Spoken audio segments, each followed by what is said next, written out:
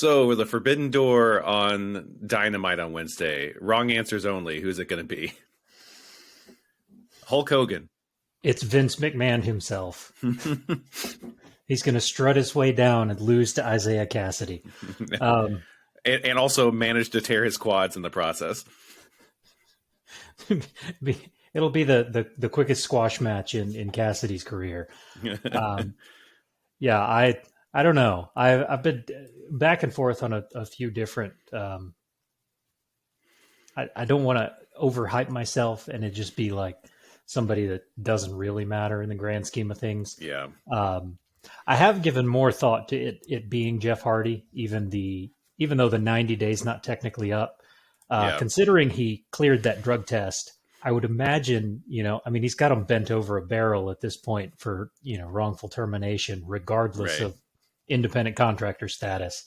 So I could see them telling him just to, do what he wants. Yeah. Yeah. So if you don't know, we're referencing Tony Khan's tweet where he talked about how there was going to be someone wrestling. It's not Isaiah Cassidy. Who is it? Yeah, I think that's what it said on the image. So he's going to be wrestling in a qualifying match for what is it? Something the Revolution ladder match. Face of the Revolution ladder match. And he's going to be facing a mystery opponent who from the Forbidden Door, who's going to show up, debut, and sign on that episode of Dynamite, and to which Tony Khan has said, sorry, I lost it here. The Forbidden Door can be opened for anyone from any promotion in the world, whether or not it's a company AEW is on good terms with, even if someone from a company that's open for business. They're always welcome to slam the door in the face of their prior company. I mean, it's Hulk Hogan, right? Now he's been awfully vocal about Hulk and his wife both not being welcome. So that would be a hell of a swerve coming off the Brian Kendrick debacle. Yeah. Oh yeah, what a week of wrestling. There was some excellent wrestling this week that I totally forgot about the whole Brian Kendrick stuff. So also, again, if you don't know, that's there's so much actually. There's Shane McMahon, there's Brian Kendrick.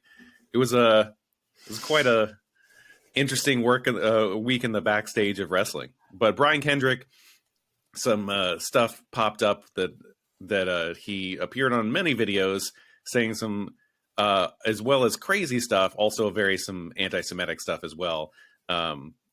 Crazy stuff like aliens living in the moon. They're just up there already living in the moon, then to very wildly like Holocaust denial stuff. So like it was a pretty wide range of things, all on camera, all taped, which, a friend of a show thought they'd already been canceled before.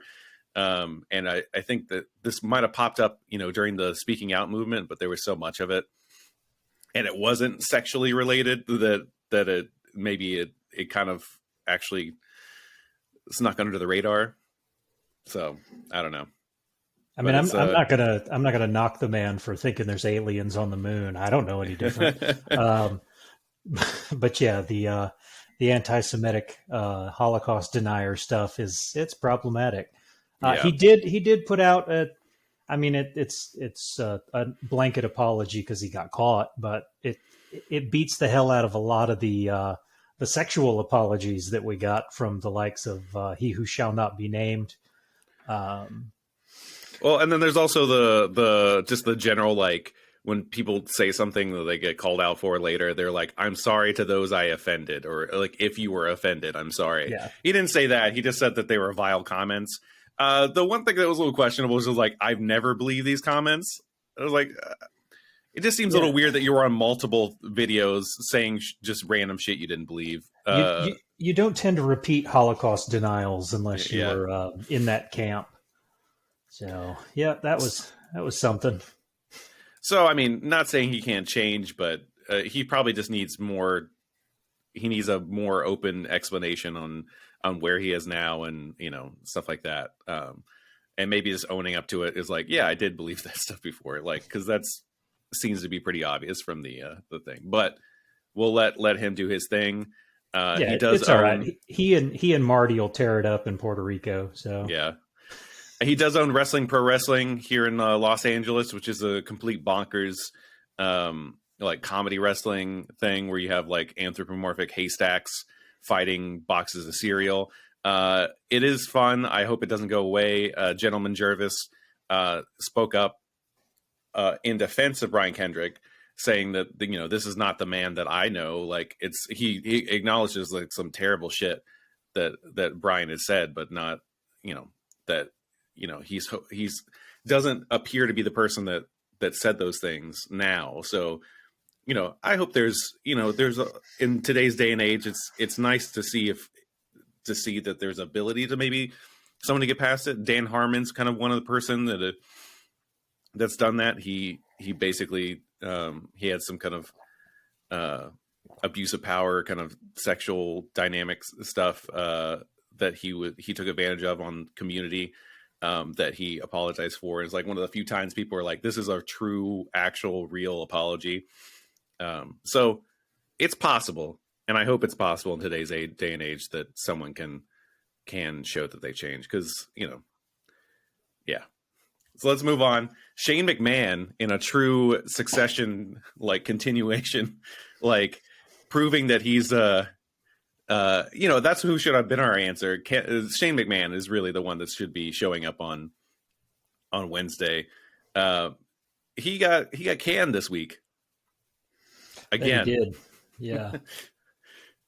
This time he didn't do it by get canned after trying to unsuccessfully take over the company, which apparently he tried to do in 2012, which I didn't know about to today. So more and more, that just feels more and more like Succession, the HBO hit. If you haven't watched it, give it a watch. It's a good one. The parallels are uncanny, even though very clearly the Murdochs. Yeah, they are very McMahon-like. I'm starting to think that every billionaire family is like in the exact same boat. I don't know if Jeff Bezos has any kids, but he needs to watch it because they're coming for him. Yeah. But yeah, Shane apparently was acting unprofessionally backstage. Is what's getting out now. That's kind of what they did to Keith Lee. He's unprofessional. So I don't buy any of it. I don't know. I don't know. It is what it is. The talent they seem to get butt hurt a lot. So I'm not entirely sure. I know that they thought it was a bad look that he kept trying to move Bad Bunny's entry spot to like make himself go over a little bit more. There's rumors that he was just kind of being a bit of a child about the whole situation. I wasn't there. I don't know. But Shane McMahon is now officially a free agent. So yeah. He could very well be the created wrestler that Tony Khan is billing as a surprise for Wednesday night.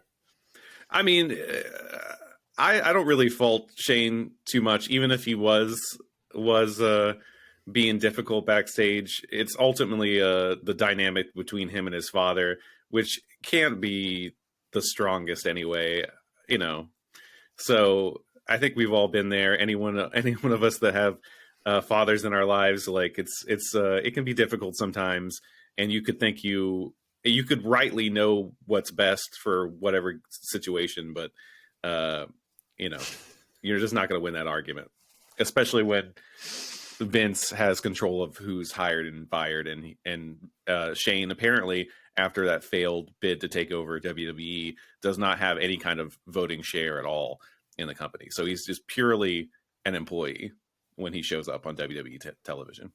He's secretly been buying up shares for years under a shell corporation. Oh man, that would be kind of amazing. I'm for this next season of Succession, if that's what it is. How about the actual wrestling this week? I think we actually had a lot of excellent matches. I know we normally focus pretty heavily on the two big ones. I want to hit on Impact. now that I have Sling TV and have started watching Impact, there's some great stuff going on Impact.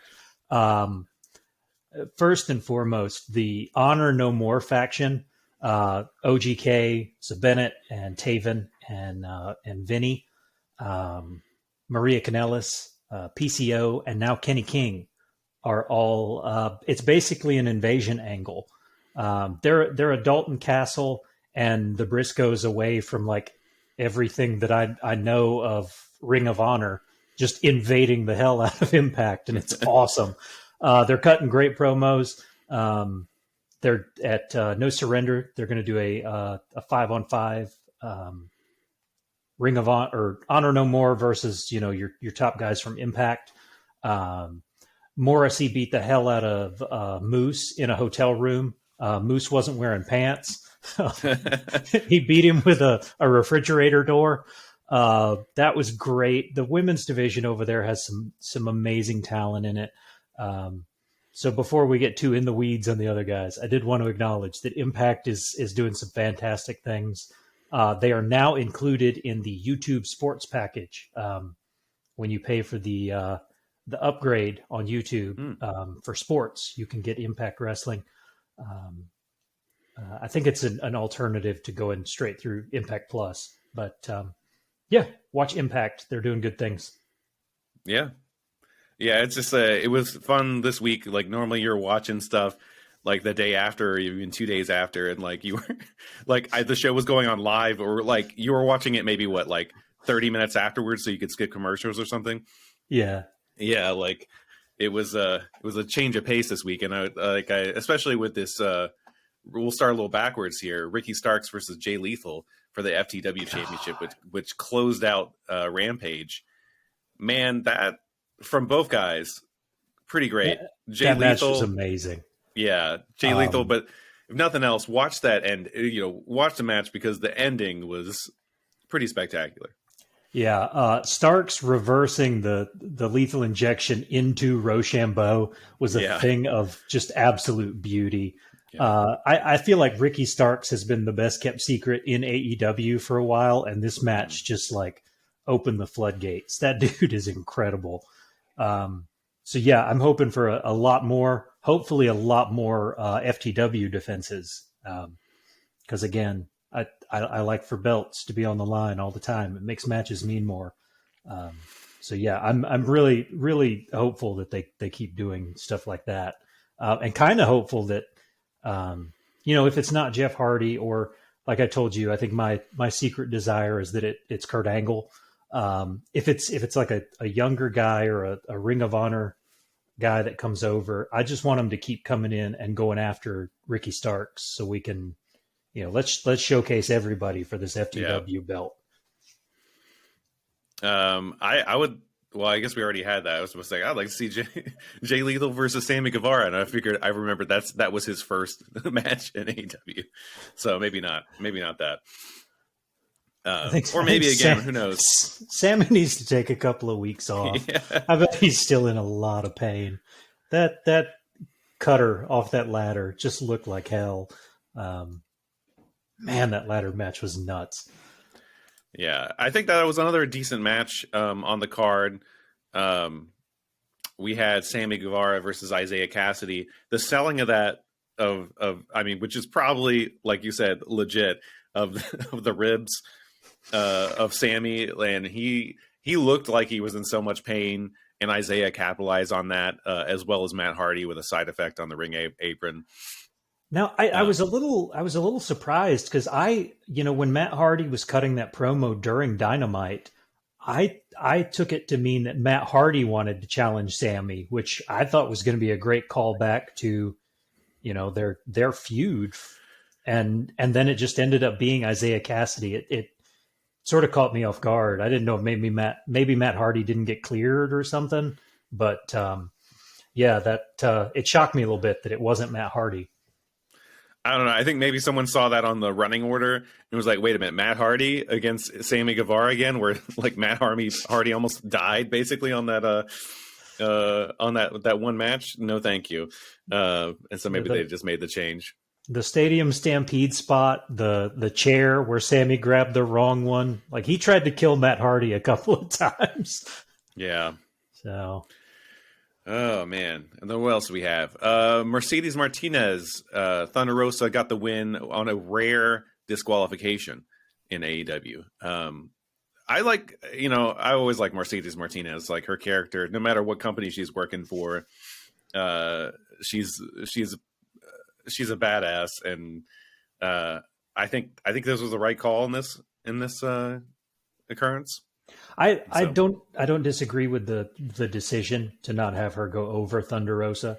I would have liked to see her have a couple of matches to build her up a little bit. I mean, since Thunder Rosa has kind of been the most likely successor to Britt Baker.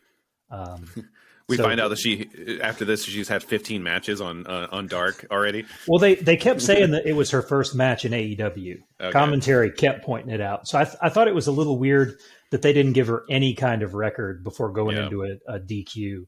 But it does look like we're going to get a Mercedes Martinez. What is Britt Baker's little sidekick? Not Rebel, the Jamie Hayter.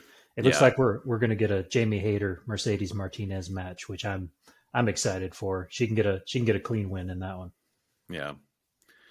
And then who else do we have on this? Oh, Adam Cole versus Evil Uno. I know you had some thoughts on this, but I thought it was a good match. There was a lot to it. In terms of storytelling, I think they did a great job. This new kind of violent, I'm going to do anything I have to do to get to Hangman, Adam Cole. It got him there. It took away for me a little bit the Dark Order matches for the last 6 months to a year. They don't ever seem to get a win, but I mean, those guys go out there and put on bangers. So it took a little bit away from it for me that Evil Uno didn't get that, that showcase that I'm used to seeing from the Dark Order guys. Yeah. But in terms of storytelling, they did exactly what they were supposed to do. Yeah, they need to get there's always talk about John Silver and everybody's always so highly ranked because they're all ranked on Dark. Yeah. Which is fine, but we should at least see occasionally them show up on Dynamite or Rampage to get some kind of win. Yeah, that's kind of become a recurring trend that I've noticed.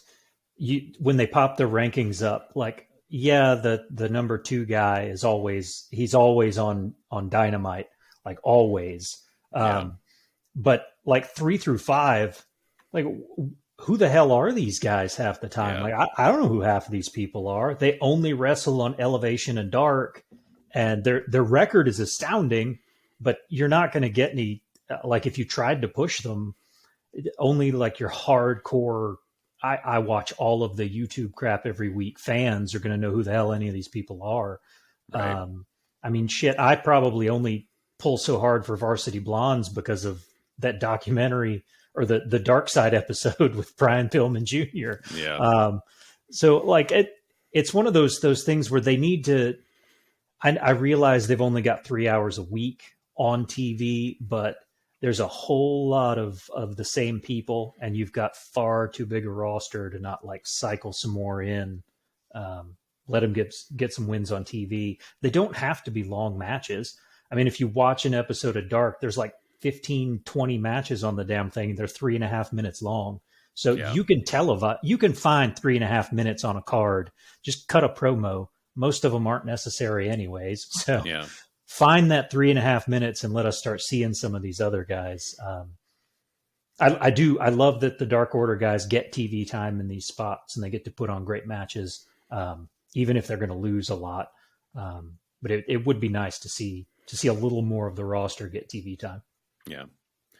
Well, on Dynamite, we had the aforementioned Brian Cage being removed from a match with Jon Moxley. Sorry, who did I say? Brian Cage. Brian Cage has just been removed from America's mind. I don't know where the hell he went, but he's just not around anymore. John Moxley was supposed to take on Brian Kendrick, and instead he was replaced with Wheeler Yuta, which I thought a fun match. But I want to talk about what came out afterwards. Bryan Danielson, I got it right? Yes.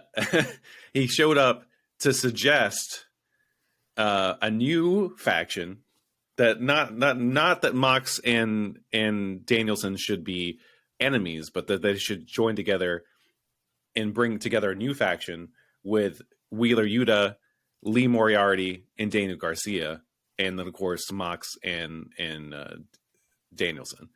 And man, that was not a faction that I wanted to exist before, but after Danielson put that in my head, I think that's fantastic.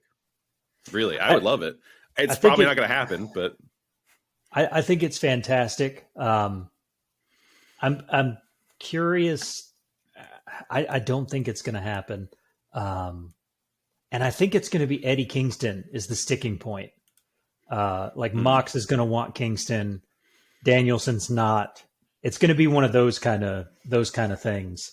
They're not going to be able to agree on talent, which it seems like is the entire story thread going on with the Andrade Hardy family office, mafia, whatever that continued cluster of a faction is, because it still makes no sense. But yeah, I mean, the idea of putting all those guys together sounds great. I think I told you the other day, what I'd really like to see is an expansion of Team Taz. Because he's done such a good job. Not that Hook really needed any help. Him just standing there got him over on the internet.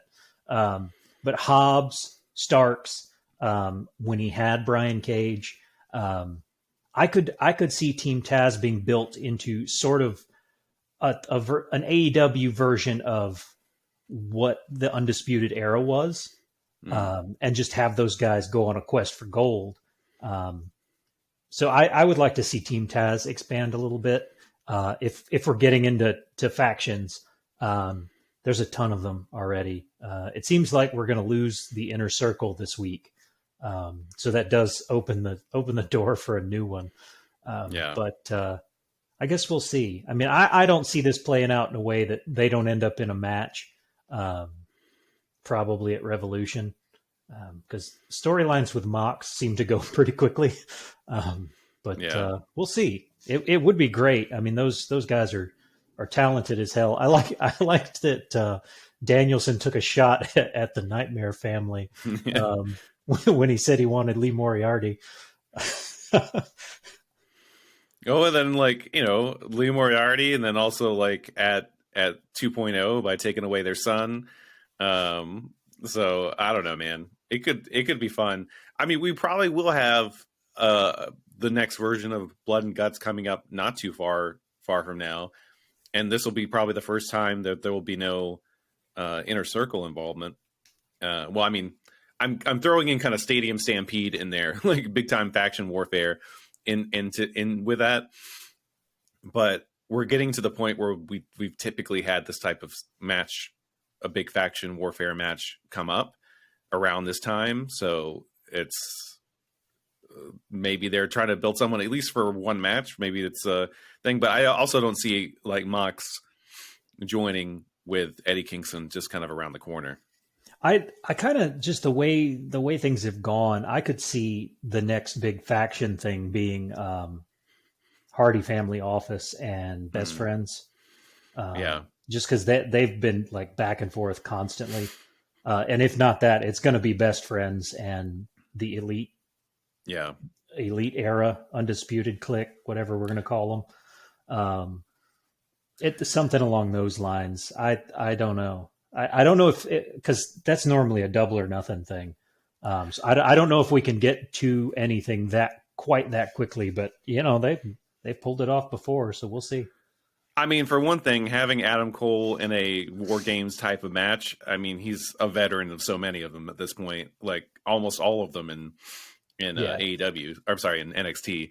So he and Fish and O'Reilly could. I mean, they did 3 War Games matches already. Yeah. So why not just throw him in another one with Matt and Jeff or something? I don't know. That could but Matt and Jeff, that's right? Did I just? They're both Young Bucks. Are they? Because it's another thing. Matt and Nick. Matt and Nick. Okay, I was about to say because I was like, I know there are two brothers in the Hardy Boys and the Young Bucks, but that was like that would be another crazy layer if they were also both the same names. We had some blind death triangle. We had with Pac versus and Penta versus the Knights of the Black Throne. Kings of the Black Throne. They were all over the place. They were calling them Kings of the Black Throne in the commentary. The Chiron thing said Knights of the Black Throne. So in PWG, they're Kings of the Black Throne. So I don't know. In a reference to Brody King and the House of Black. So yeah, no, I mean I don't know. That makes the most sense. But yeah, I kind of noticed that they were really all over the place. Yeah. But the screen behind them just kept saying House of Black, so it was like, well, nobody knows what the hell's going on here. I kept watching out on PWT this week to see if they had a shirt that said what the right name of the damn thing was. But those guys are great together. That match was pretty good. I loved the weird like Mortal Kombat vibes of him coming to the kind of Mortal Kombat meets Kickboxer with him coming to the ring with the blindfold on and like ducking punches and stuff. Very Kumite. I kind of wish he had just done the whole match with the blindfold on. Yeah. But it wasn't bad. I kind of thought for a second that like maybe it was like, oh, it just kind of looks like he couldn't see, but he could actually see, and that would be cool if they could develop a good blindfold and he could do a whole match like that. That would be pretty amazing. But I think he actually was working blindfolded and just kind of knew the spots that they were going to do, and pulled it off. And Ruby Soho versus Nyla Rose was fine. Whatever. Nothing crazy with that. I found it odd that Nyla got the win. Yeah. Ruby came in red hot, and then it made sense for her to drop the match to Jade Cargill, but like for her to eat this loss to Nyla Rose is strange. I mean, because they're not going to have Cargill Baker. So they kind of need to like build at least one woman up. I don't know. I thought it was weird because I mean, Nyla has not been on what you would call a win streak, unless of course she's crushing it on Dark, which is absolutely possible. But yeah, I thought it was a little weird for Ruby Soho to eat the loss there. I mean, to be honest, when Lethal showed up on Rampage, they were like, he's undefeated this year and it's like 4-0, and like, oh yeah, I kind of forgot they signed him to this company. Like, that's just the kind of the nature of Dark, whatever. We've got next week, before we get to Punk and MJF, next week we have, or this coming Wednesday, we have Hangman Adam Page and a match between Murder Hawk, Lance Archer. I knew that he had the first name of Lance, which is one of our listeners, but that's about it. Like I couldn't remember the rest of his name. What are you feeling on this match? Are you excited at all? I'm sure it'll be fine. It's going to be violent. I mean, the last Texas Death match that Lance Archer was in was the one that he got injured in. So it's odd for them to go right back to the well. But honestly, Lance Archer has done a lot of the heavy lifting in building this match. Hangman, I mean, it doesn't seem like he's been around as often or something. And when he is there, it's just so that Lance Archer can whoop his ass. Which, I mean, if we go by WWE standards, he takes like 4 or 5 beatdowns and then just like slaughters the guy when the match actually happens. So that's probably what we're on the road to. I think Murder Hawk has built himself as a legit challenger, even though we all kind of know that this ain't when Hangman's going to drop the belt. unless there's something going on and he needs to be away for a while. He seems to keep pretty close to the vest. You don't see a lot of rumors about Hangman. Yeah. But I mean, it doesn't have like MJF Punk build. It's not something that I 6-8 weeks ago would have thought. Who his first big challenger should be. But Lance Archer has done a good job of making me at least moderately interested. It's pretty telling that it's just a Dynamite and not a pay-per-view title defense. But Murder Hawk's done an okay job of like getting the match at least some build. So going with that, I agree that I do think Hangman's gonna win here. Hangman had in a little kind of Reddit poll that I participated in. Lance Archer has a 2% chance of winning compared to with everyone that's responded to that poll. Not many people are picking Lance. So who do you build up? Revolution's not too far away. We're about a month or less than. I think a month out from today for Revolution. So who do you build up after Lance? Adam Cole.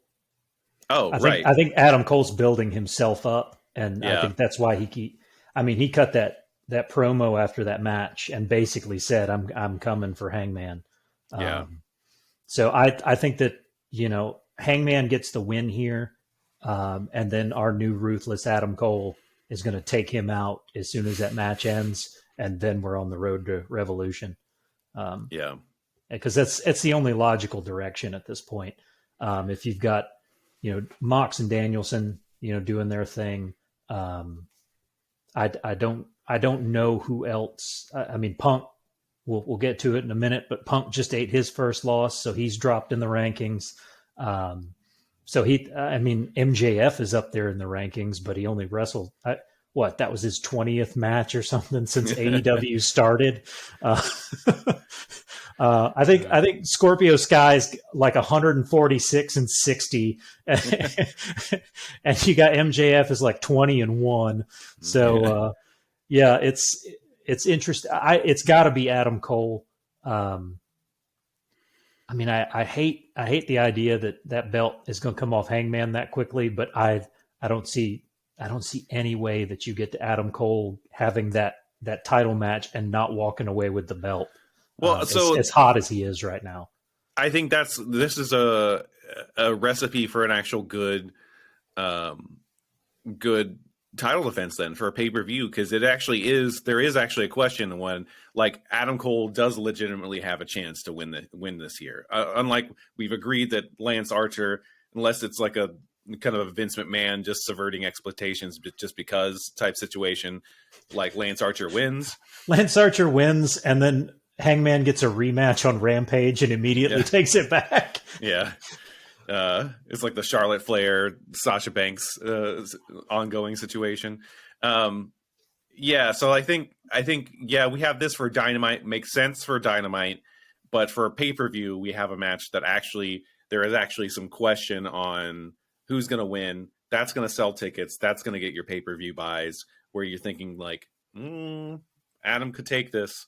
Yeah. So I think that's a good recipe there. But tell us a little bit about Punk. Punk lost.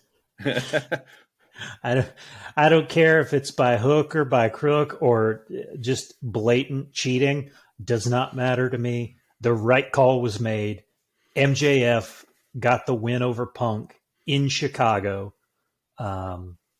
It was in a way. It's a typical MJF ending. Wardlow fed him the ring. He knocked Punk out. He got the pin. So it's not over. Punk will get a win over MJF to close this thing out. It'll probably be at Revolution. I would imagine that it's going to be like a damn steel cage match or something to keep Wardlow from getting involved, even though that dude could just rip the side off of the chain link fence, like no problem. I'd like to see St. Valentine's Day Massacre where Paul White, came up from underneath the ring. Like, I want to see Wardlow do that. That'd be great. Let's get one of those. They're gonna have another match. Punk's gonna cut just get ready for it on Dynamite. Punk's going to get 30 more minutes of microphone time to talk about how he was cheated by MJF. I've already braced myself, so I'll be fine.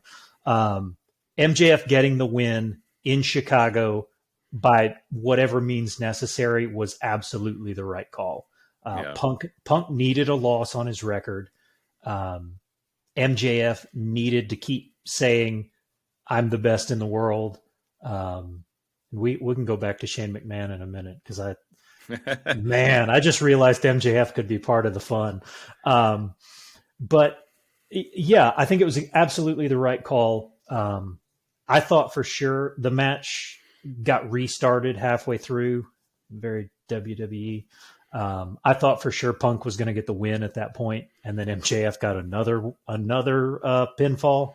So I was thrilled to, mostly because that Chicago crowd can eat it. They were terrible, just awful. So I'm glad they had to watch Punk lose. Yeah, I think it was very like sly how Wardlow dropped that ring, like stepping over MJF, kind of dropping it behind his back. I also like that they didn't really highlight that with the camera work either. I feel like in WWE they would have like zoomed in on it or something like that. Yeah, the moment that it happened. I thought it was hysterical that they had like crystal clear footage of it for as soon as that match ended. But like the commentary team didn't acknowledge it. Like the referee didn't see it. Like hell, they didn't show anything that would have implied that something was up. I think it helped that everybody was waiting for Wardlow to turn around and just stomp the shit out of MJF. It was a wonderful swerve. Another beautiful part of this match, that Wardlow again with the assist to keep MJF from taking the loss here. I thought they did just a wonderful job with this. The build lost some luster for me about halfway in, and then the match itself, it was a worthy payoff. They still got way too much damn TV time getting here, but the payoff was worth it. I'm just also glad it's not a time limit draw. like all of a sudden they're just overusing the welcome there. I do like that Wardlow, he still did look after the match. He was like, I'm not really happy what I had to do here. So he's still on the payroll, not happy about it. So I think the turn still is coming. I don't think this is like MJF and Wardlow have been fooling us. It's still coming. It's going to be, there's more twists and turns to this story. So, I think it makes sense to put Punk and MJF back together for the Orlando show. It's Orlando, right? Revolution? Yes. So, because MJF has the Pinnacle, where do you put Wardlow when he needs help because there's 4 guys jumping him? Do you just have him single-handedly take them out? Or does Wardlow become that dream addition of mine to Team Taz that can kind of take that Brian Cage spot? I mean, yeah, if I was Taz, I would be trying to recruit Wardlow the minute that it seems like he's available. Yeah. So yeah. Not to discount Dante Martin and how awesome he is, but Wardlow would be a much bigger deal to get involved with Team Taz at this point. Yeah, 2 powerhouses and then one actually in the name, and then Starks. I think that would be a pretty ruthless combination. Yeah, I think Starks and Hobbs. Well, and then Hook. Starks and Hobbs would be a shoe-in if you got them in the tag division. Right. And then Hook. The fact that Hook isn't already going after Sammy surprises me. So it's only a matter of time. They need that top tier, that guy that can be at the top of the company in that stable, and they could just run the table on it. All right. Did you watch any SmackDown at all? I did. I watched all of WWE's 6 hours. Oh shit! I watched the DVR version. I watched all 7 hours of programming this week. I even saw all the stuff that would have gotten edited out of NXT. NXT was fine. Braun Breaker teamed up with Ciampa against Legado del Fantasma. It was okay. You got Ciampa, he seemed, when he agreed to team with Braun, it was kind of a sign of respect. And then after the match, Braun was taunting, and I think he like beat down one of the Phantasma guys, and Ciampa seemed a little like taken aback, kind of disappointed. So we're probably going to get another Ciampa Braun Breaker match, which I'm good with. Kind of the rubber match there. But we are getting is it Vengeance Day? Is that that's it? Okay, because that's an old WWE pay-per-view. Mm. But yeah, at Vengeance Day it will be Santos Escobar challenging Braun Breaker for his belt. Mandy Rose and Kaylee Ray. I think that match is just next week on TV. The build has been okay. Obviously, Kaylee Ray's a legitimate contender. I think it's weird that they're putting it on TV next week, especially since they're moving to Sci-Fi for the Olympics, and not putting it on the Vengeance Day special. I can't remember much else. Cameron Grimes is in it with Carmelo Hayes and Trick. They're doing something. I don't know. I can't follow it. LA Knight's around, so that's always great. I saw some edgy programming that there's I think it was involved Mandy Rose, and then ended up like landing on some dude's lap, and he was like, "Oh, I can't get up right now because of situation." Yeah, under the belt. That was weird. I'm glad you mentioned that. I had forgot. I remember that at the end, Kaylee Ray like threw spaghetti in her face, and then like completely missed her with a cake that she was supposed to hit her with. But yeah, she like ran in through a locker room and tripped in this guy's lap. One of the guys that's in the Dusty Cup, and then they basically made a boner joke during NXT, which seems a little tone deaf. But it is what it is. Raw was actually watchable. We touched a little bit on it because we podcasted on Tuesday this week. Yeah. Okay. Yeah. I want to bring it up again because I don't know if I really hit home on it. Chad Gable is a bright, shining star, and he has made the last 6 weeks of Raw worth watching. When he told Matt Riddle to shush, and then said, "If my do my cauliflower ears deceive me," or something, I lost it. Chad Gable he is an entertainer. He's a fantastic wrestler. Any show that's got both Chad Gable and Bobby Lashley on it, right now they're both killing it. I'm thrilled with it. SmackDown was main evented by more Ronda Rousey talking. Awesome. Yeah. She's coming for Charlotte. No real surprise there. If she goes after Charlotte at Mania, it makes sense because even if Charlotte goes over, she can still go after Becky at SummerSlam when Becky inevitably still has that belt. What else? Paul Heyman. Paul Heyman and the Bloodline opened the show with a god-awfully long promo. They talked for about 20 minutes before Goldberg graced us with his presence. Oh, yes. Goldberg. Yeah. Our favorite. Bill Goldberg, who doesn't need the money at all, but seems to want to keep taking it from the Saudis. Anytime we're going to do anything in Jeddah, just assume that Goldberg is getting a title match. Oh, and then who else? The guy that they like to trot out every time Mansoor. they go to Mansoor, yeah. Goldberg and Mansoor show up every time they're about to go to Saudi Arabia. And Mansoor has had a little bit of TV time. They paired him up with Cesaro. They've been a functional tag team. They haven't really won anything, but like they work together. But yeah, I think we're going to get another one of those Saudi battle royals. This time, I would imagine that Veer Mahan is going to take the belt. Veer Mahan, who, if you watch Raw, has been coming for 3 months now and has not shown up at all. He gets a video package every fucking Monday and has not shown up. I really wish it was like someone who didn't even actually exist. Like I sent you that that website a few months ago, or like a month or so ago, where it's like I can't remember the name of it, but you just go to this website and it just a computer AI randomly generates a person. And I would just wish that Veer Mahan was just a randomly generated like person that didn't actually exist in real life. I thought he showed up on NXT by accident, and he was the body. And I don't want this to sound. Take it how you want to take it. Everybody will. I thought he was Grayson Waller's hired bodyguard.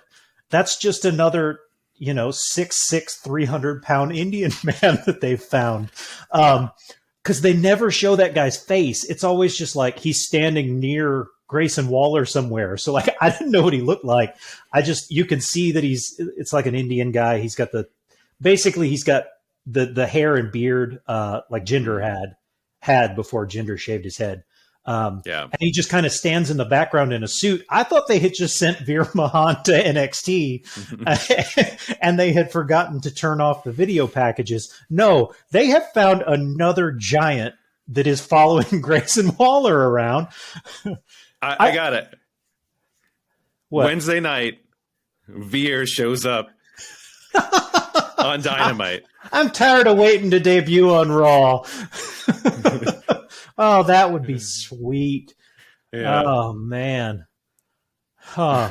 But yeah, Veer Mahan is coming at some point.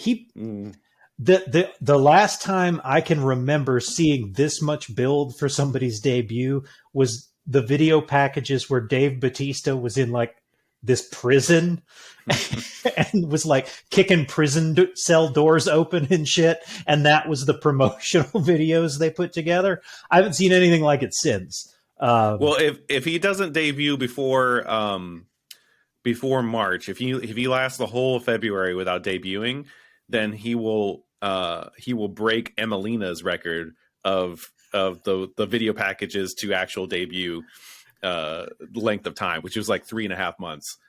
So he's getting in there. If he lasts February, he will beat that record. And her video package build was longer than her time with the company, wasn't it? Yeah. She had like 2 matches and then she was like let go. So sorry, Veer. Yeah. But anyway, well, we'll see on Wednesday if Veer shows up, Hulk Hogan, Shane McMahon, Jeff Hardy, Jeffrey Nero Hardy. Who else did we randomly mention? I'm leaning towards Gargano. Mostly it's just because it's a Face of the Revolution qualifying match.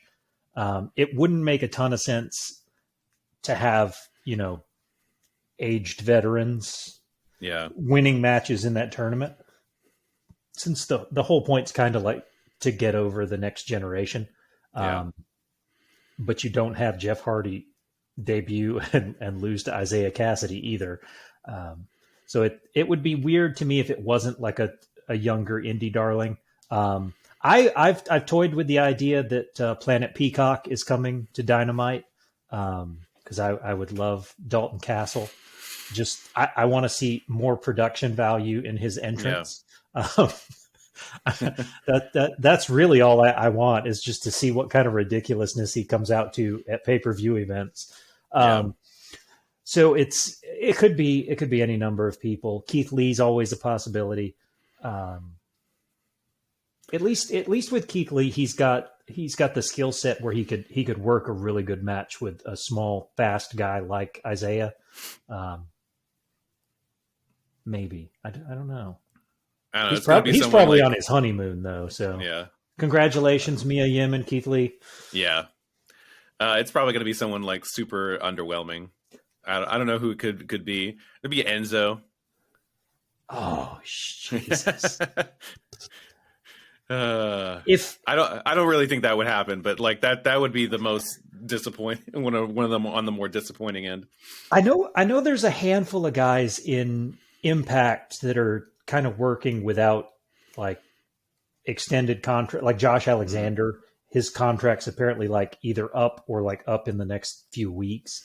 So if this was happening like the Wednesday after No Surrender, I would really lean hard into Impact guys.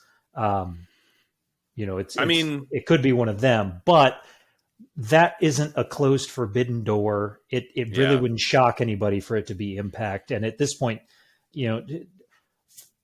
Tony Khan puts his foot in his mouth a lot, but he does think about what he says before he does it. And I don't know that he's going to get somebody. This is a whole lot of build for it to be somebody from New Japan.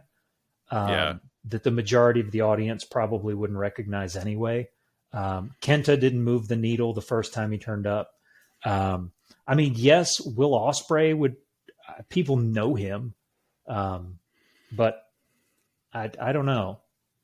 It doesn't make any sense. And I don't think a guy like him that's had such success in Japan would be slamming the door on anything. Right. Especially, with the guys he gets to work with over there, he basically gets the pick of the litter. So he's not slamming the door on anything. And then, if it's a guy that his non-compete just expired, like that's not forbidden door. So I don't know. We'll see. The internet set the bar low, and so it can hopefully go way over that. The internet seems to think it's Mustafa Ali, which would just be a nuts shit show of a lawsuit that would run for 10 years. So I don't see that happening. I don't know. I think it's going to be a guy that it's just going to come across as forbidden door because he's known for something else. I think I joked with you that it would be fucking awesome if it was like The Rock. We all know my dream is that those trumpets sound on Dynamite, and Peacemaker comes out in full Peacemaker gear because of corporate synergy. Well, the trumpets, and then it goes into Wigwam's. Do you really want to taste it? Oh, that would be sick! And then he does the whole choreographed dance as his entrance. Yeah. That would be awesome. We all know that's what I want, and now it really would. It would be some super corporate synergy for Peacemaker to show up on a Turner network. Then just for some reason, Isaiah Cassidy brings out the newest member of the Hardy family office, RoboCop. So who knows? Or just randomly, it's Rick Flag, so that it's a callback to Suicide Squad. Oh man! But then if RoboCop showed up, Sting gets all upset because he's not. Not only did they take, are they trying to get Darby out from under him? They got his old pal RoboCop. So I don't know. All right, well, we'll end it there. What should we do here? Ring the bell or something? Yeah, milk the cow, ring the bell, like, subscribe, share. If there's anything that you would like to see differently on the podcast, post a comment somewhere. I might decide to read it. I think we're available via email if you go through the website. I don't even remember anymore. Actually, I should look into that. I don't know. But yeah, we'll see you next week. There's a lot of wrestling going on. I think there's 2 title matches on NXT this week, so that should be a good one. Sami Zayn. No, that's another week out. I was going to say Sami Zayn or Shinsuke finally defends, but it's another 2 weeks before we get that. So just gear up for it. We got a 30-minute Punk promo coming. Way too much mic time for Ronda Rousey, and probably a whole lot of Bill Goldberg over the next 2 weeks. Yeah. But try to enjoy it. You love wrestling. That's why you keep watching it. Yeah, just watch what you want, and then Matt will probably just fill you in on whatever else you missed. I think I know who it could be. Who? Because Waltman's relationship has been contentious with WWE, to say the very least, over the years. So it could be X-Pac.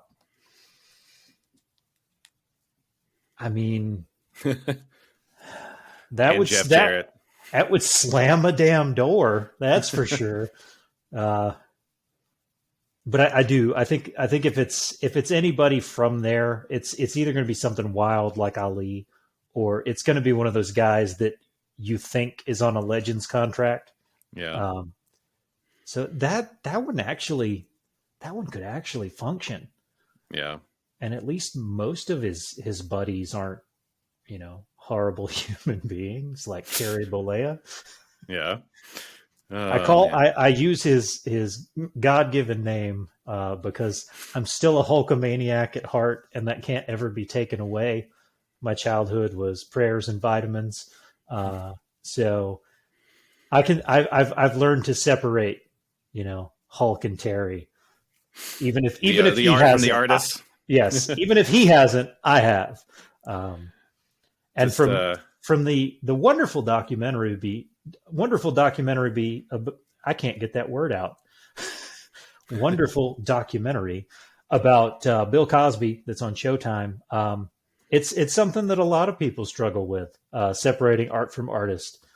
So at least I know I'm not alone in having to struggle with that. But Hulkamania, it's in here. I don't know that it's going anywhere. Terry can eat shit, but Hulkamania is in here. Yeah. All right. Well, until next week, enjoy your wrestling, and just have a wonderful week. Yeah.